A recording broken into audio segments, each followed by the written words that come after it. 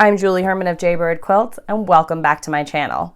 Today I'm going to go over how I do bias cut binding with stripes. Let's get started. I love a good stripe, especially when cut on the bias with binding. There's a couple different ways to do this. You can cut a square and do continuous bias binding, but I find the best luck with matching up my strips with cutting individual strips and then piecing them. So that's what I'm going to show you here today. So I have a yard of fabric here. It's more than I need. I don't mind cutting extra, and I like having lots of long strips and not using the tiny ones. So I'm going to cut the entire yard. So what I'm going to do, and I feel like I should tell you, this is real life. I have a cuticle issue. I did not cut myself with a rotary cutter.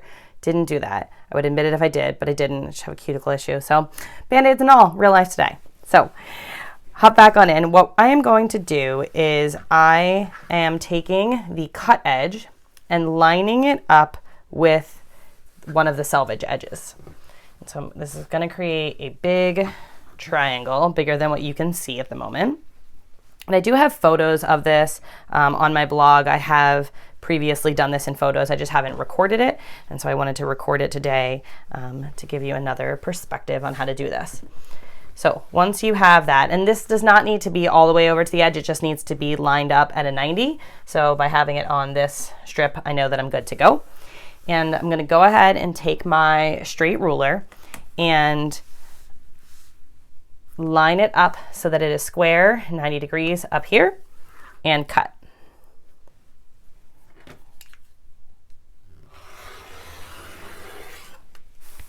Now I have a bigger piece to my left here and a smaller piece to my right. And so I'm going to go ahead and cut. I prefer 2 1/4 inch. You may prefer 2 1/2 or something else. You can do whatever it is that you prefer. I like 2 1/4. Generally, I rate my patterns for 2 1/4, but I account for 2 1/2 in the fabric requirements, so that if you prefer 2 1/2, you should have enough fabric to go ahead and do that. So it looks like I might need to change my blade soon. So I'm just simply going to cut 2 1/4 inch strips.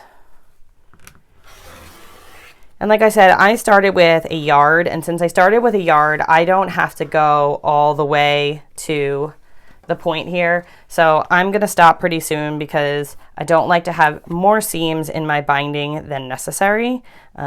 Just more bumps to have to sew over, especially when you're doing the hand sewing at the end. So I think I'll cut one more, and then I will toss this piece into my scrap bin because it's still a good chunk of fabric, just not fabric that I want to use for binding. So I'm going to stick that over the side. I'm going to take my strips, put them out of the way, and I am going to flip this around. So I'm right-handed. If you're left-handed, this will all be backwards. But I'm going to go ahead and fold up. So this was down here, and since this is an extra big piece, it's bigger than the length of my ruler. So I'm going to fold that up, and then I'm going to rotate this around. I'm going to take my ruler, and I'm going to do the same 2 1/4 down this entire piece.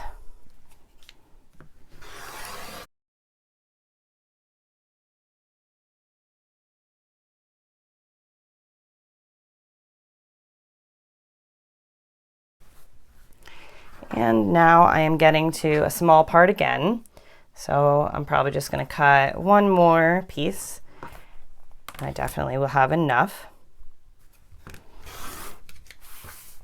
The next step is to take all of these pieces and sew them together into one long piece. And I'm going to head on over to the machine and bring you along with to show you what I do to get these to line up perfectly. When piecing binding strips together that are non-directional or not stripes, the standard practice is fold them over like this, sew, and piece them all. But with something like this, you really want the stripes to line up because otherwise your eye is really going to pick up on it in the quilt. Now I used to do it like this, and I would get things pretty well lined up, and I would go, and I had pretty good success. But then Tula Pink showed a different way, and I have found a lot of success with what she did. So I'm going to share what she did. So what Tula does is she, instead of focusing on the side that might get cut like this, she focuses on the side that has the stripe. And instead of trying to line it up and hope that you get lucky by sewing exactly on the line, she suggests shifting it like this and sewing right in the middle. Now I loaded my machine with black thread, and I am going to always sew in the black. And that way, hopefully the thread will disappear and all the stripes will line up perfectly. So I'm gonna start on my little leader ender. I always start on that, it saves me from getting thread nests. And I'm just gonna line these up. I don't have my 1/4 inch foot on right now, I just have a standard machine foot because I'm not sewing a 1/4 inch. And I'm just gonna piece those two together. And I'm gonna repeat that process with all of my strips of varying lengths. Doesn't matter to me the order that I piece them, because hopefully you're not gonna see all these seams. So I'm just gonna go ahead and do another one, and then I'll take that first one off to show you how it looks.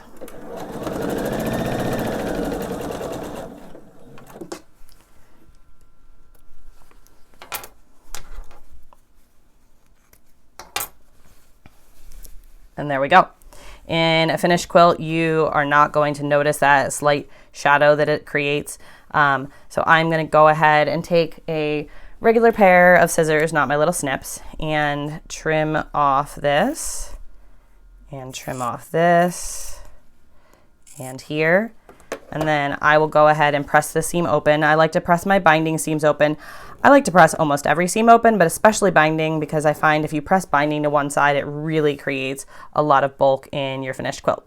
So I'm going to continue this process, sewing all of my pieces together in the black section, and then I can go ahead and put my binding on my quilt. Thanks for watching today. If you found this helpful, please like the video and leave a comment. You can also go ahead and subscribe to the channel. We have sew-alongs going on all the time. Details can be found below. See you soon.